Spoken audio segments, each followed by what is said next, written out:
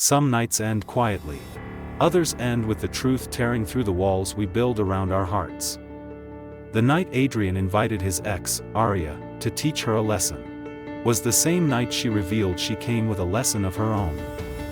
And the moment he saw that message on her phone, everything changed. The reunion wasn't destiny. It wasn't fate. It wasn't love trying to rekindle. It was a setup. But what Aria didn't know was that Adrian saw the message. And now? This toxic love story is no longer a game. It's a battlefield. Welcome to part 2. Sleep didn't find Adrian that night. Not even for a second. He replayed everything, her whisper, her smirk, her sudden shift from warmth to ice, and then that message, asterisk. A name he had never seen before. But the tone was familiar. Manipulation. Deception. Strategy. Aria hadn't come alone. She hadn't come honestly. She came with a partner. A man named Damon. And the question burning in Adrian's mind was simple: what did they want? Adrian Cole wasn't just wealthy. He was intelligent, calculating, and dangerously perceptive. And if there was one thing he excelled at more than business, it was uncovering the truth hidden in silence. Within hours, he pieced together fragments of information. Damon was a competitor. A young, ambitious entrepreneur trying to break into Adrian's industry. A risk-taker. A manipulator. And someone with everything to gain from destabilizing Adrian. And Aria? She was the perfect weapon. Beautiful enough to distract him. Familiar enough to disarm him. Dangerous enough to break through his defenses. But one thing didn't make sense. If Damon wanted to take Adrian down, why involve Aria emotionally? What was the real plan? Across the city, Aria's morning looked very different. No anxiety. No remorse. No regret. She moved through her apartment with the grace of a woman who felt victorious. Because last night, she confirmed exactly what she needed to know. Adrian still felt something.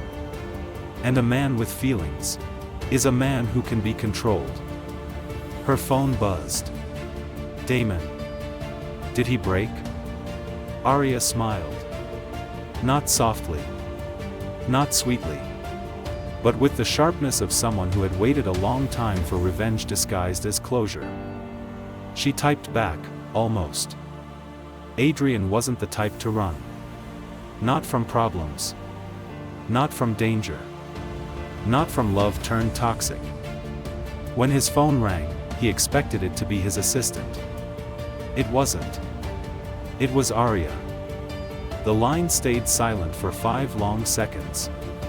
2 hearts beating in tension. 2 minds calculating.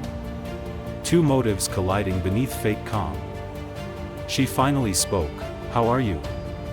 But her voice wasn't worried. It wasn't gentle. It was testing him. Measuring him. Trying to determine if he had broken. Adrian played along. Neutral. Calm. Emotionless. He told her they needed to talk. In person. Tonight. And Aria agreed too quickly. Which meant only one thing. She had a plan. Adrian didn't start with accusations. He didn't start with emotion. He started with silence. A silence so heavy Aria shifted slightly in her seat. Not much. Just enough for him to see it, she wasn't fully in control. He watched her carefully, the way her fingers tapped her glass, how her eyes scanned for weakness, the subtle tension in her jaw. Aria was confident. But she wasn't calm. And Adrian realized something important: she was trying to read him. Trying to predict his moves. Trying to understand what he knew, or what she feared he might know. So he leaned back, relaxed, and delivered the first line of his silent strategy. "You looked beautiful last night." A simple compliment. One that disarmed. One that made her soften without thinking. And as soon as she did, Adrian knew the game had already begun. Arya took the compliment like a queen accepting tribute. Gracefully. Slowly. Deliberately. But her next move wasn't gratitude. She leaned forward, her voice a whisper that carried more danger than volume. "You've changed, Adrian. But not as much as you think." She said it with precision, like a blade sliding between armor plates. Her eyes searched him, testing for cracks, for old wounds, for evidence that he still needed her validation. Arya wanted control. She needed it. That was her real addiction, not Adrian, not the past, but the power she once held over him. And tonight, she was trying to reclaim it. But Adrian wasn't the same man she once broke. He wasn't emotional. He wasn't desperate. He wasn't seeking closure. He was analyzing her. Studying her. Measuring every breath she took. He asked simple questions, the kind meant to appear harmless. "How have you been? What brought you back? Why last night?" Arya answered each one like she had prepared the responses in advance. Smooth. Elegant. Practiced. But it was the practiced part that told Adrian everything. Her answers weren't natural. They weren't organic. They weren't honest. She was performing. Playing a character. Reading from a script Damon helped her write. And Adrian knew, if she came with a script, he needed to make her improvise. Then Adrian made a move Arya never saw coming. A move that didn't just surprise her, it rattled her foundation. He said, with perfect composure, "I'm glad you reached out." Arya froze. Just for a breath. Just for a flicker in her eyes. But it was enough. She hadn't expected acceptance. She expected bitterness, anger, resentment, or emotional vulnerability. But calm? Peace? Gratitude? That shook her. Because it meant he wasn't reacting. He was thinking. Planning. Strategizing. And the worst part? She didn't know why. For the first time tonight, Arya couldn't predict him. And unpredictability? That terrified her more than anger ever could. Arya tried to recover quickly. She lifted her chin, adjusted her posture, and pretended his unexpected calm hadn't thrown her off. But Adrian saw it, the moment her confidence faltered, even if for only half a second. She asked him, lightly, almost too casually, "What made you glad?" But her tone betrayed her. It was too sharp. Too rushed. Too eager to regain control. Adrian didn't hesitate. He delivered the line that would haunt her for the rest of the night. "Because now I understand everything." Arya stilled. Her breathing changed. Her eyes locked onto his with sudden intensity. That was the moment she realized, he wasn't the one being played. She was. The conversation tightened, like a violin string being tuned too high. Arya lifted her glass with a steadiness that didn't match the slight tremor in her fingers. Her voice stayed polished, controlled, smooth. But every word she spoke circled around one thing: she needed to know what Adrian knew. She asked questions subtly disguised as small talk. "How long have you been back in the city? Are you seeing anyone? What's been keeping you busy these days?" Harmless questions on the surface. But each one was a probe, a soft push, a careful attempt to read his emotional temperature. Adrian answered every question with the same calm tone, never giving more than he intended. He wasn't giving her information, he was giving her confidence. Just enough for her to relax. Just enough for her to believe she still understood him. Because people don't show their true intentions when they're afraid. They show them when they feel safe. And Adrian needed Arya to feel very safe. When Arya felt comfortable enough, she launched her first real test. She tilted her head, gave that practiced half-smile, and said, you seem different. More composed. I almost didn't recognize you. It was bait. A challenge wrapped as a compliment. A psychological hook to see whether he'd shrink, brag, or explain himself. Adrian did neither. He let the silence hang, long enough for her smirk to fade, long enough for her confidence to bend under the quiet weight of uncertainty. Then he replied, "Should be. A lot has changed." A simple line. Neutral. Balanced. Unemotional. But Arya wanted details. She needed specifics. She needed to know what kind of man she was dealing with now. So she pressed harder, voice dipped in sugar, "Changed how?" And that was the exact question Adrian had been waiting for. He didn't answer it. He smiled. Not warm. Not cold. Just knowing. And the lack of response was louder than a confession. The night was too calm. Too quiet. As if the city itself was holding its breath for what came next. Adrian said nothing. Arya stood beside him, her presence familiar yet distant, like a melody he once loved but could no longer trust.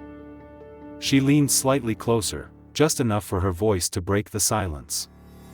"You've changed," she whispered, not as a compliment but as an accusation. He didn't look at her. And that's when she smiled. Not the smile he once fell for, but the smile of someone confident she still held power. Their dance wasn't romance.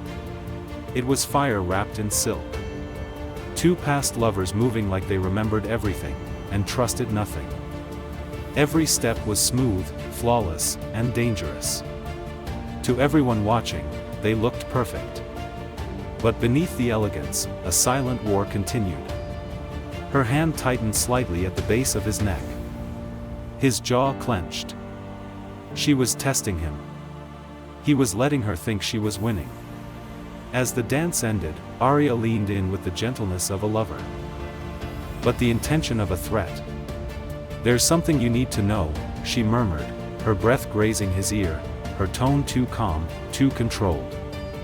She pulled back with a knowing look. Something had shifted. Adrian felt it. Arya wasn't just here for closure. She had a plan. And it had only just started. He came to show her how far he had risen. But instead, she was pulling him back into the version of himself he buried a long time ago. Arya watched him from across the room. Not lovingly. Not regretfully. Strategically.